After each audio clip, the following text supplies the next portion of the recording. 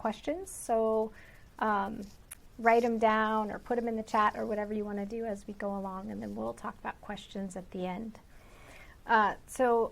One little funny note about the name of this talk, it started out as a joke because my boss, Dr. Brent, who owns the clinic, and I were saying how these are the 3 top complaints we hear from people, and so we should do a talk about it. And so I decided, why not? Because this is what everyone's curious about, so why not make that the title of the talk? So some of you who've been to my other webinars have probably heard a lot of this before, but hopefully it's going to be in a slightly different way this time. So we're going to start out with kind of a big view of things and talk about these 3 complaints or symptoms, and then we'll get kind of down more into the details of what's going on behind the scenes. So this is me, contact information. I am a science nerd for sure. That's my email address. It'll be at the end too, so if anyone has questions post-talk, you can always email me.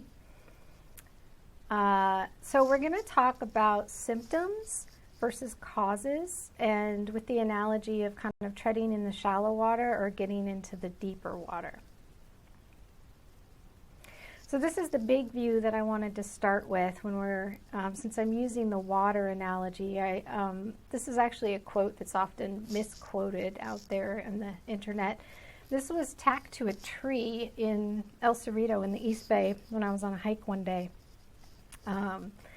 So I looked it up and I found the exact quote. So when we try to pick out anything by itself, we find it hitched to everything else in the universe. And that goes for our bodies as well. So when we have a symptom or we have a complaint, what I want you to keep in mind through this whole talk is, what is it connected to? What is it telling us? What is the message that that symptom or complaint we have is sending us?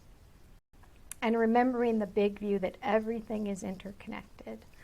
So even if you have a symptom in one part of your body, it's not alone. It's connected to every other part of you and the world around you for that matter. So symptoms, what are they exactly and what are they telling us? So the name of the talk, weight gain, hair loss, and fatigue.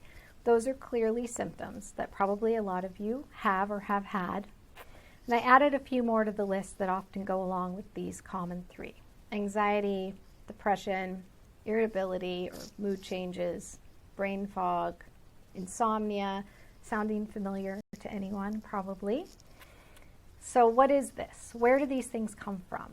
Are they stemming from a hormonal situation? Are they dietary, stress related? Yes. The answer is always yes, but why? Why are they happening? Why are these symptoms present? Sure, we could say that it's hormonal or dietary or stress related, but what is causing our body to stay stuck in this pattern? This pattern might also look a lot like something that many of you have probably experienced, and we're going to talk about that. So the next thing I want to talk about really briefly is just when we're talking about symptoms like weight gain, hair loss, and fatigue, are these normal things or are they common? Or both? So normal is something that's usual, typical, or expected. It's expected to happen. Common is just prevalent. It happens often and it's prevalent in a group of people, a population. So all the symptoms that this talk is named after, weight gain, hair loss, and fatigue, are very common. That's why they're the 3 most common complaints we get when people walk in the door. But they're not necessarily normal. So we normalize a lot of things that aren't necessarily normal. They just happen to be common in our culture, our country, our group of people that we spend time with. But they're present symptoms. Remember, big picture, symptoms are telling us that something is out of balance. So what is that thing and how do we correct it? So what are the causes underneath these symptoms? And this could be a whole talk in and of itself. This is just some general things that I'm throwing out there that probably many of you have heard or maybe even have these diagnoses. So hypothyroidism or Hashimoto's thyroiditis, menopause, perimenopause, adrenal fatigue, postpartum, anything. So postpartum physical complaints, postpartum depression or other mood changes, any autoimmune disease under the sun, you name it. And these are diagnoses that are given to a collection of symptoms. But what are the causes behind those symptoms? What's the cause of these diagnoses? So sometimes when we get to a diagnosis, you go to a doctor, they do a workup, they give you a diagnosis. But then what? What is that? What kind of information is that giving you, and how can you use it to get better? So can we go any deeper than this? Can we think bigger than just naming a collection of symptoms, but just giving it a name? So diagnoses in and of themselves are symptom pictures. It's a collection of symptoms that we've all agreed upon. When you have those symptoms, you have XYZ, whatever the diagnosis is. So it's just a name that we give to a collection of symptoms. It makes it easier to talk about things. But why are those symptoms present? Does the diagnosis actually answer that question? The diagnosis says what you have, but it doesn't actually say why. What are all of the symptoms in your body pointing towards? So let's say you have all three: weight gain, hair loss, and fatigue. They must be related, right? Because I put them all together in the same talk. So what are those symptoms pointing toward in your body, or as a cause? What connects them? And is a diagnosis useful? Does it give us something that we can work with? Doctor to patient, does it give us something we can communicate and discuss and get you better? So this is where the importance of asking lots of questions, and I always tell my patients, act like a toddler. Just keep asking why until you hit a dead end. And maybe the dead end is you just can't find anything deeper, or you need to ask someone else. So this is an example that I've heard quite a lot. I'm tired, my hair is falling out, and I've gained a ton of weight and can't seem to lose it in a short period of time, I would add. Why? The patient's asking, why is this happening? Doctor, common response. This is a normal part of menopause. Let's give you some hormones, let's give you some thyroid, whatever. There are treatments for it. But that's a common response that a lot of people tell me that they hear. Well, of course, you're in menopause, so this is normal. But keep asking why. Why is it normal? Why is it that during menopause, these symptoms are so common? Because remember, common and normal are two totally different things.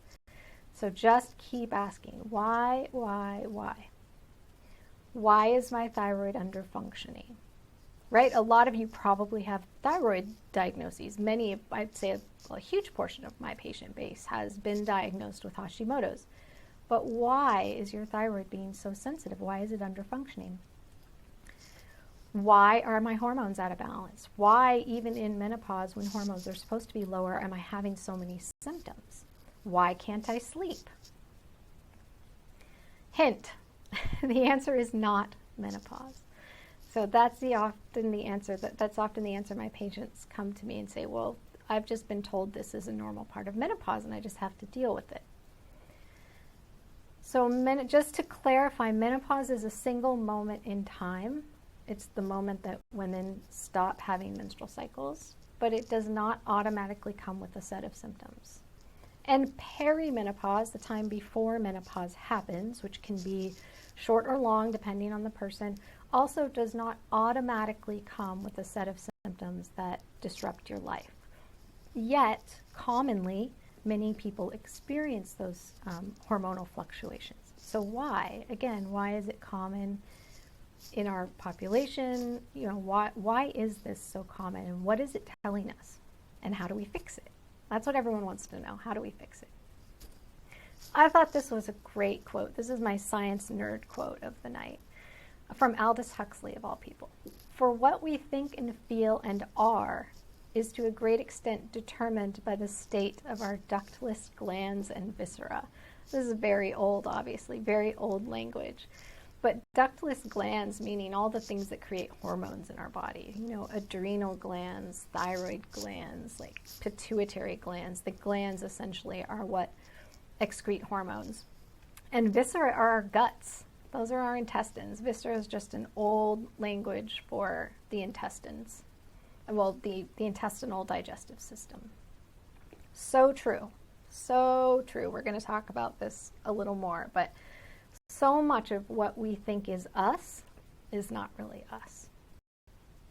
So now let's take a bigger dive. Now that we've have sort of this basic of, okay, normal versus common, keep asking why, what are these symptoms telling us? So what else can we talk about? How else, what other context can we put this conversation into? So we want to start looking at how everything is connected. If you're talking about digestion or anything else, you can't look at one thing. You have to look at all the different organ systems. So the stomach, the liver, the gallbladder, the heart, the kidneys. You want to look at all of the different organs and inspect them diagnostically through lab work, through physical exams, through just looking at someone's medical history. Brain and lymphatics are huge and often play a big role in these 3 symptoms that we are talking about tonight. Digestive system, huge. Those of you who know me know that I talk about poop a lot, as well as burping and bloating and all kinds of things, and we're going to get into that. Microbes, also incredibly, incredibly important, and we have microbes more than just our gut, but that's the largest portion, but we have bugs all over our body, and we couldn't live without them. And going back to that big picture from the beginning, also remembering that all of these pieces that we can talk about, we can diagnostically look at them, we can give them a diagnosis, we can have a collection of symptoms and diagnose things, that what we are at the end of the day is a dynamic, interconnected system. We are not a car. We're not bits and pieces of machinery plugged in together. Every single piece of our internal system is attached to every other piece. There's no separation, and they all affect each other to some degree or another. So microbes, we're going to, with all of the different things we can look at, because we're talking about weight gain, hair loss, and fatigue, we're going to start with microbes because this is the largest portion in our body, especially in the gut, that controls so much of what we think, how we feel, the symptoms that we have. So I was feeling poetic and called this the dynamic dance of the unseen. We can't see these microbes. They're all microscopic, but they're so dynamic and we are so reliant on them for so many things. So just some fun facts. This is what 1 trillion looks like. I had to count them to make sure. 12 zeros. So the human gut is made up of 100 trillion microbes, and it's a variety of things: viruses, bacteria, fungi, protozoa, and other organisms that as of yet defy our categorization. We don't even know what to call them. Most of them are so ancient that we don't have a category for them, but we know they're there. So humans are mostly microbes. We think of these, bits of us that we can touch and see, and it feels very solid and takes up space, and we think that that's us. But we are actually mostly bugs.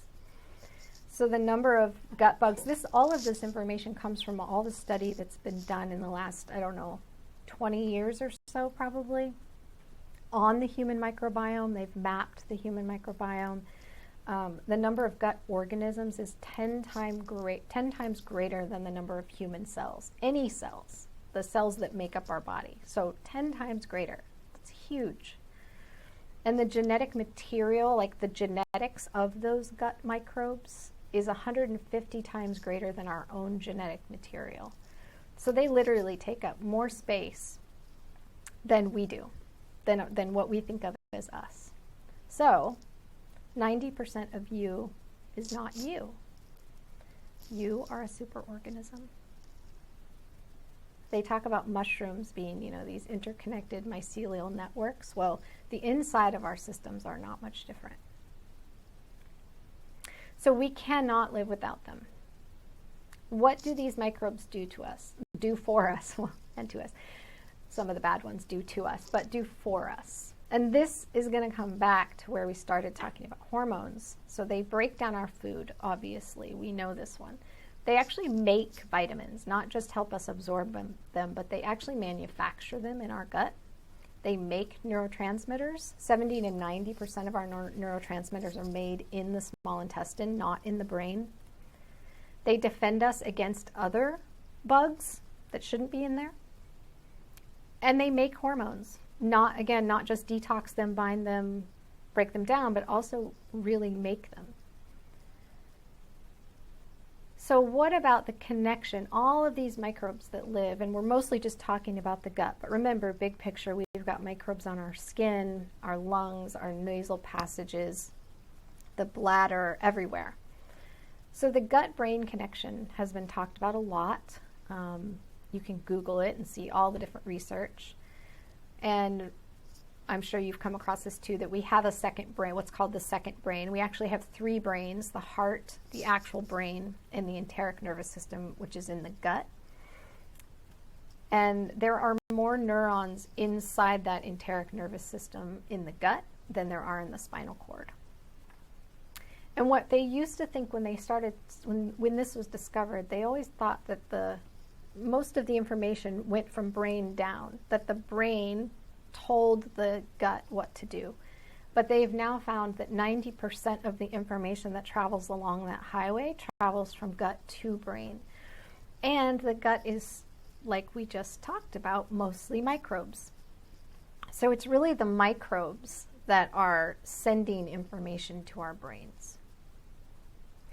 So if you have a leaky gut, you have a leaky brain, because of this superhighway between the two, but also because of inflammatory response that causes the cells in the gut to be leaky. There's similar junctions in the brain that are also equally as leaky, which can lead to a lot of the emotional mood swings, sleep issues, brain fog, huge one.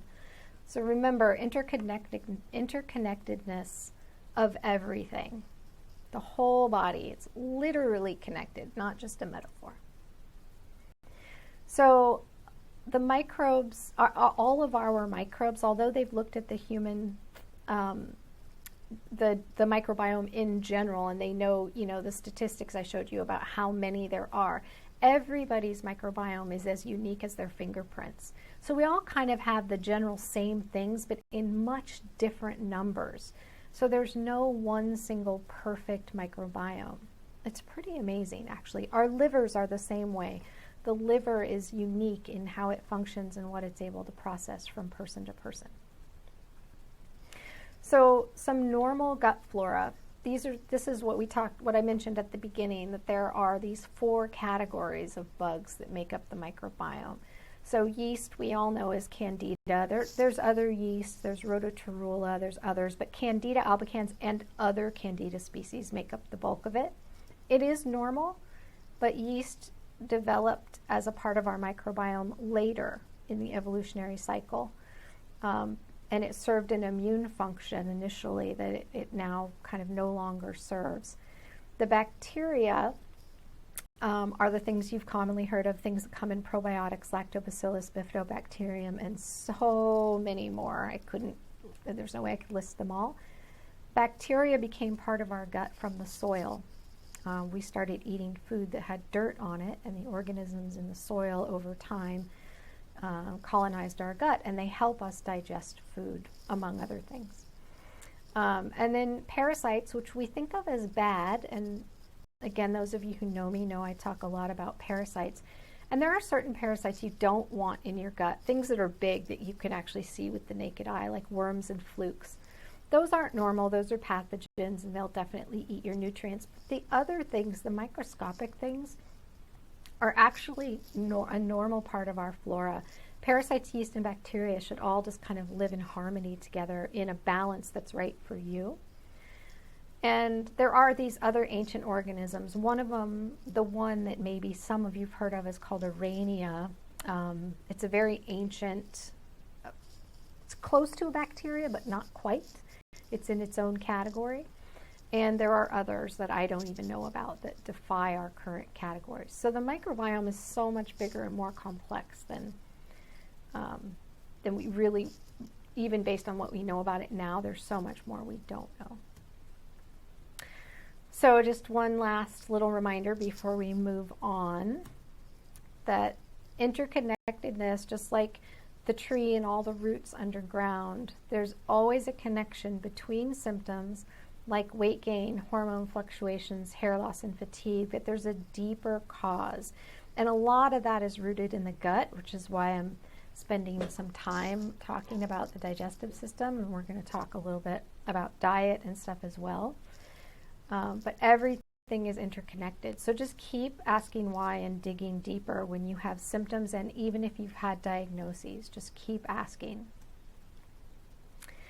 So microbes obviously help us make hormones, they help us make neurotransmitters, all the things that are traditionally given as causes for these symptoms. So when that microbe, the microbial flora that we have that's native to us, that's normal for us, becomes imbalanced, we don't always need to know why, but we need to know where to start to correct it. So it's good to have a history and to try and understand. This is one of my current favorite books, and I put it in the resource list at the end. It's called This Is Your Brain on Parasites. It's mostly a science book looking at parasites in nature, not just in humans.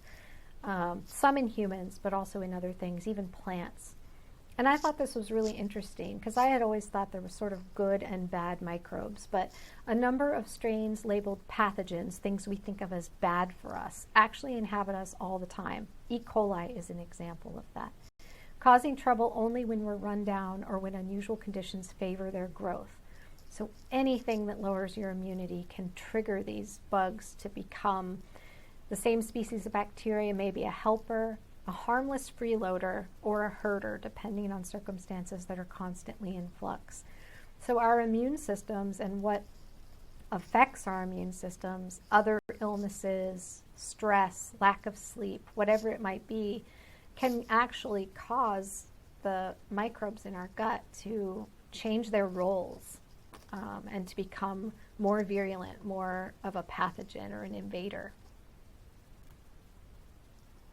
And it's called This Is Your Brain on Parasites because the whole book talks a lot about the interconnectedness between what parasites do in our bodies and how they control our brain. So microbial balance is a teeter-totter. It's not a static thing. Many people think, and this isn't just about the gut, I think this is just health in general. Often people think, okay, if I just do all the right things, I'll get to that perfect spot where I'm healthy. And then I've gotten there, I've accomplished it.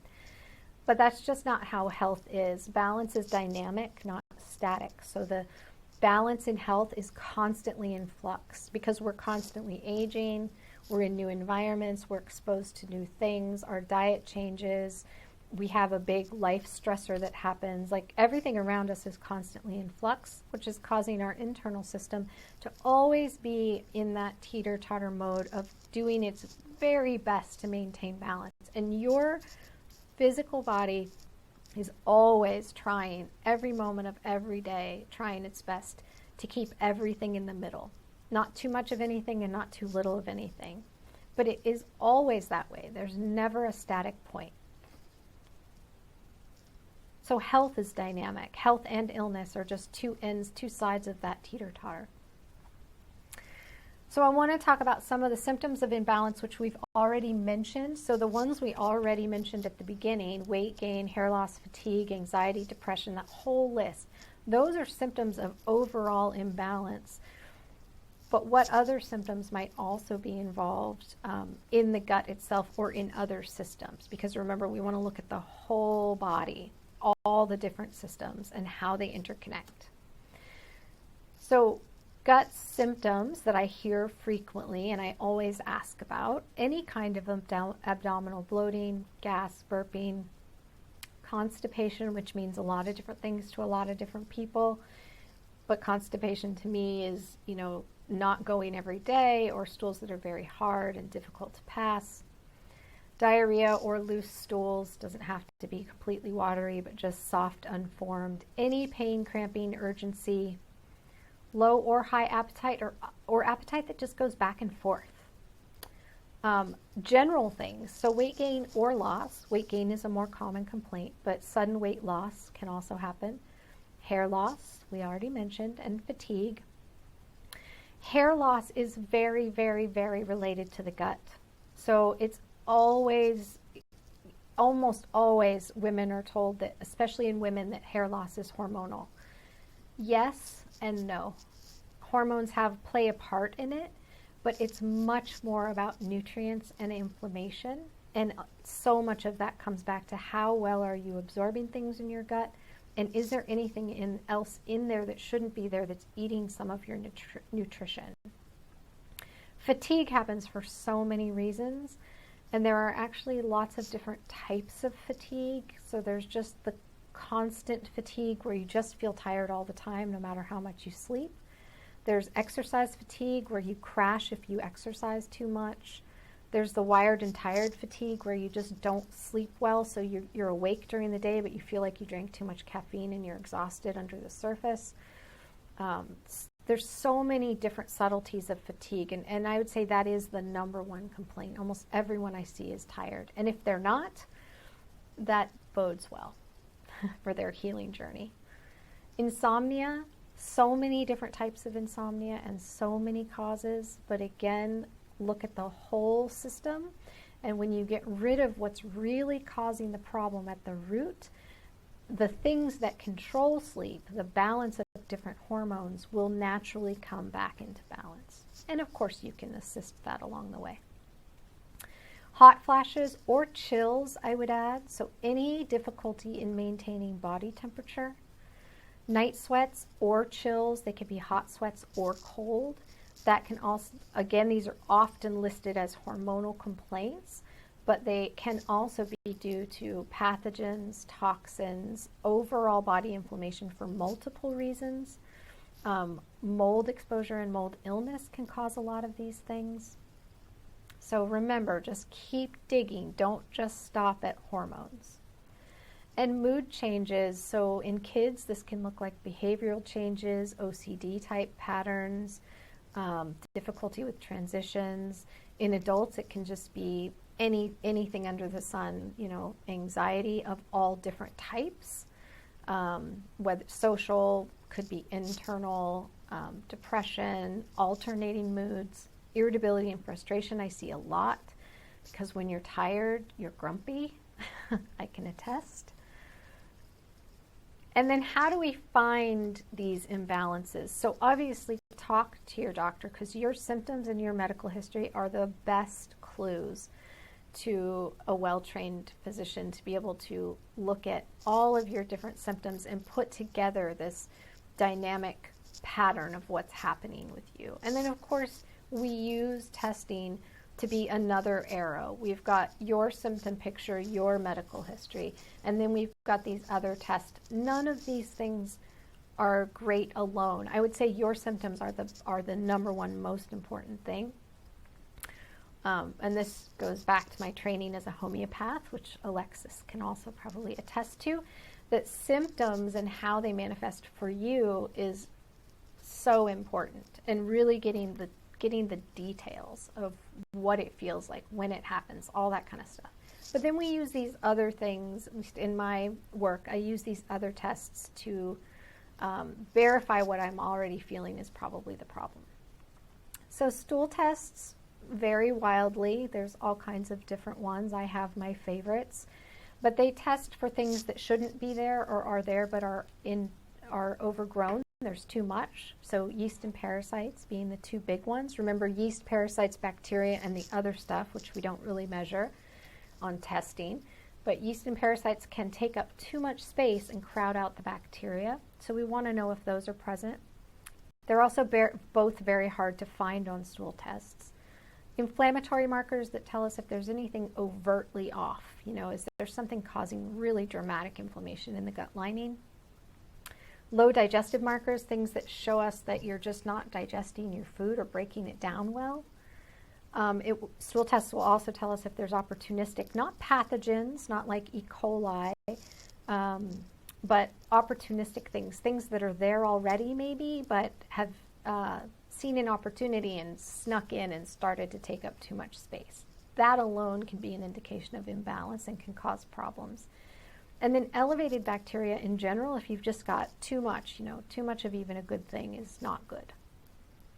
And then a lot of other tests, even just standard blood work. So a lot of people will come to me with just their basic blood work, looking at your red and white blood cells, and it can tell me a lot. Are there any signs of anemia? Are there any obvious hormonal imbalances? Most commonly, it's in the United States, estrogen is too high and progesterone tends to be low. Adrenal fatigue, so looking at cortisol and melatonin. Elevated, this is a specific marker, but can indicate a different type of anemia where your MCV, or the size of your red blood cells, are too big. Elevated MPV, the size of your platelets are too big, and this is my favorite parasite indicator that gets overlooked on tests very often. And low ferritin is another one. Low ferritin happens in a lot of gut disorders and a lot of chronic infections. Ferritin is your iron storage. It's iron that's bound to a protein. It's often very low in people with chronic inflammatory conditions. I realized you probably can't see this very well. It's a little blurry. You might have to lean in kind of close to be able to see it. This was taken out of someone's, this is an actual patient, and it's taken out of a urinary hormone panel. So a lot of times, because these symptoms are so hormonal and they get blamed on the thyroid gland, or the thyroid gland is found to be dysfunctional, or the hormones, like this in this example, the hormones are shown to be off, they're out of balance. But then the next question of why is this happening doesn't usually get talked about or answered very often. We just sort of stop here and say, yes, this estrogen is too high. So you don't need to look at all of these things, but the beauty of this little diagram is you can just kind of see where the red arrows are too high. So I tried to highlight a couple of things in yellow. The things that are highlighted in yellow are inflammatory pathways. And to me, this is a perfect example, and maybe some of you have had tests like this done. This is a perfect example where the gut is inflamed and it's causing the body to make high levels of inflammatory types of estrogen.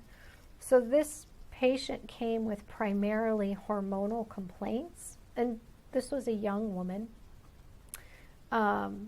But I could tell just from this test alone that the root cause of those hormones being out of balance was because her gut was turning things into inflammatory forms of estrogen, which were then continuing on down these inflammatory pathways. And all the different types of inflammatory estrogen were too high.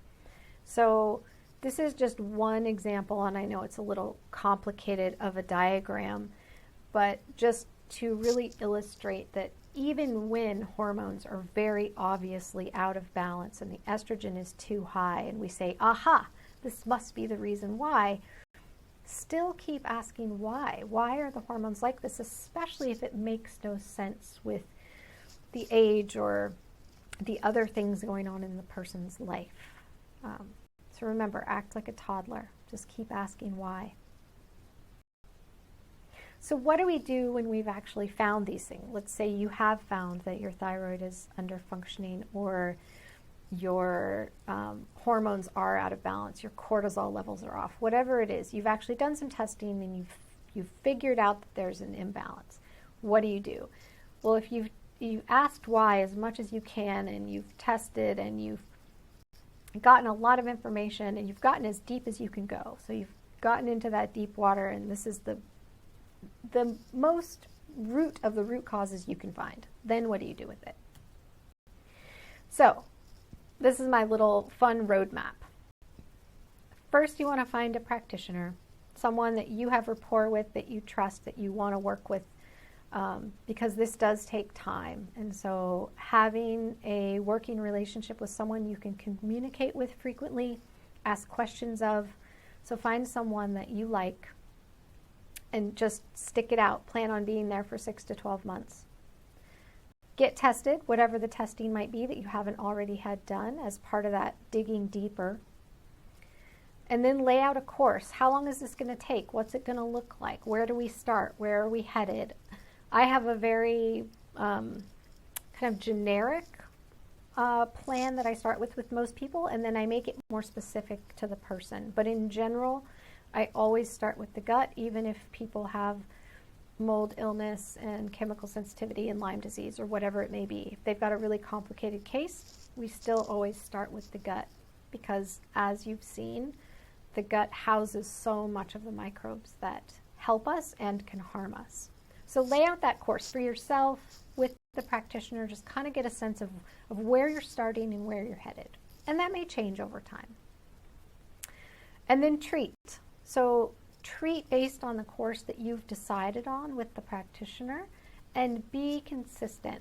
So whatever it is you're going to do, just be consistent. Retest if necessary. There are some tests I don't bother redoing if people are feeling great. We just treat a little longer and make sure that the good results hold. And sometimes I do, depending what it is. And then maintenance. So again, a lot of people think that, remember it's a teeter-totter. So through this process, when you're working with a practitioner, laying out this course and going through treatment, you're also learning a lot of tools along the way of how to take care of yourself, how to notice really quickly when your system starts to go out of balance again. And hopefully you can pull from that tool bag and get yourself back into balance. And that's the maintenance phase. The maintenance phase is really knowing your weak spots, knowing how you tend to go out of balance, and having that toolkit ready to grab when you need it. And if that isn't working, then you go back to the practitioner for help. But maintenance is constant and ongoing. Health is an ongoing practice. So especially with the basics. But because life around us is changing all the time, our internal system and just the way we are in the world needs to be somewhat adaptable. And that's a big part of the maintenance plan. So self-care is a huge part of this. So I made this fun little diagram from top down of kind of, not that these aren't in any sort of like what's more important than anything else. But this is some basic self-care that really sets a foundation for whatever other kind of treatments you're going to do. Be they herbal, pharmaceutical, homeopathic, whatever, dietary. This is really the foundation. So routine, and I know I can just feel some of you cringing at that word. Our physiology loves routine. So go to bed at the same time, get up at the same time, 7 days a week, eat meals at the same time every day, within an hour or so. Routine, routine, routine. The body loves it. The hormonal system loves routine. Food, eat the right diet that's best for you, and this is going to change. Food should be part of our medicinal toolkit, and what we eat, how we eat, when we eat, that should all change based on what our bodies need in the moment. So the example I always give of this that's really obvious is pregnant women. Pregnant women obviously are building another human, and their diet, their food intake needs to reflect that.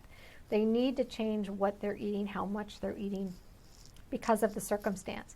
But it's the same with any acute illness. When you get sick, you just don't feel hungry. That's your body telling you that digestion takes too much effort, that it's busy doing other stuff, and it doesn't want to eat. It wants to use that energy to fight the virus or whatever else.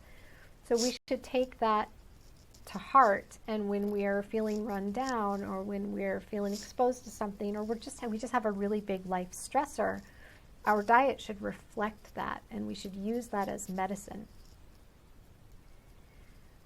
Movement is really important, but it's not the pinnacle. It's not the most important. And I put enjoyable moderation here because this is something that many of my patients have a lot of fatigue for various reasons, but often Lyme disease or other chronic infections. And if you're tired, if fatigue is part of your picture, exercise can, in some cases, make things worse.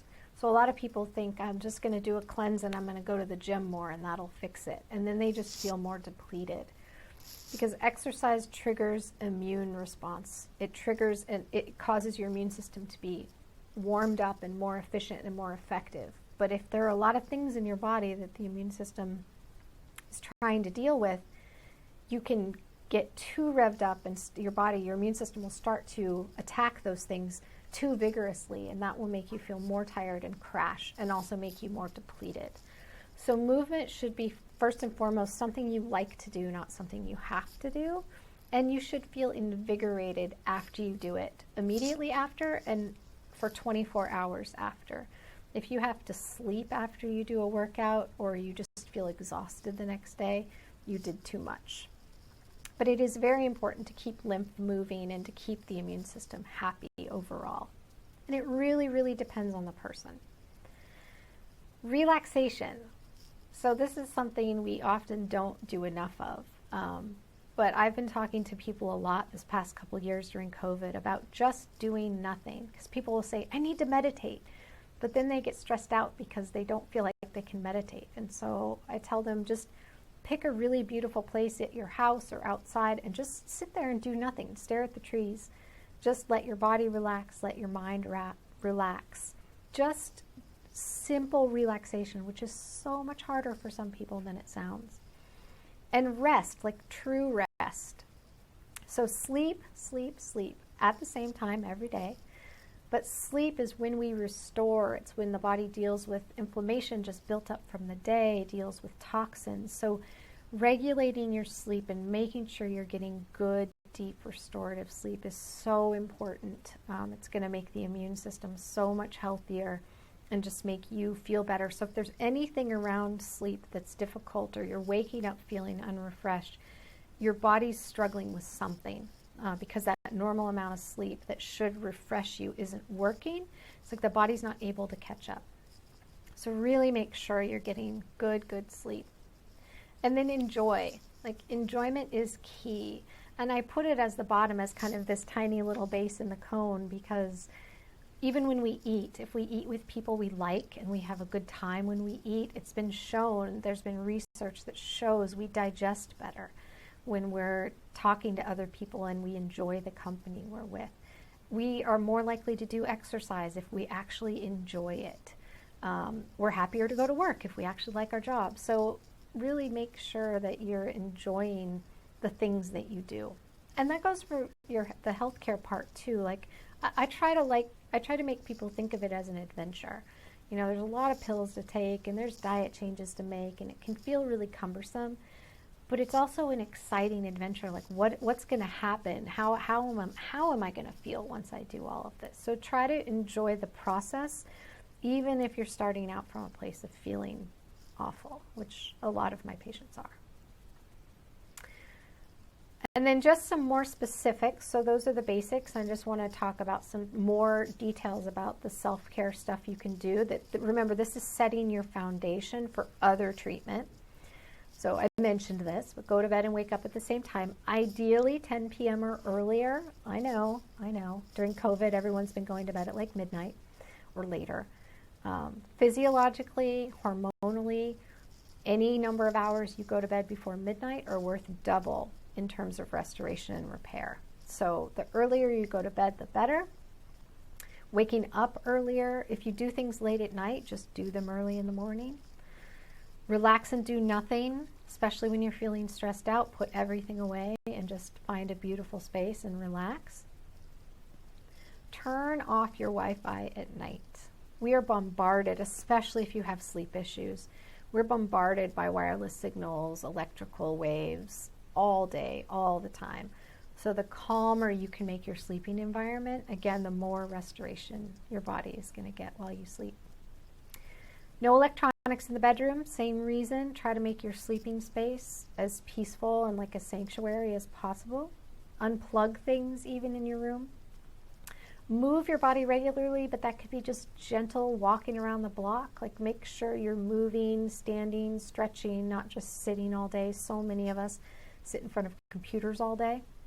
So try to get up and move in some way that you enjoy and enjoy life. So make sure that you're enjoying what you do in every aspect as much as possible. All right, diet advice. I know there's going to be questions about this. This is my take on healthy diet, and you will get lots of advice out there from lots of different people. I deal with a lot of people with gut issues, so this to me is about a healthy gut, nothing else.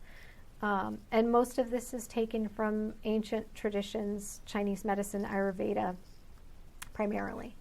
So the eating at regular times, and I would say eat, eat regular meals, either 2 to 3 meals a day, depending on your actual appetite.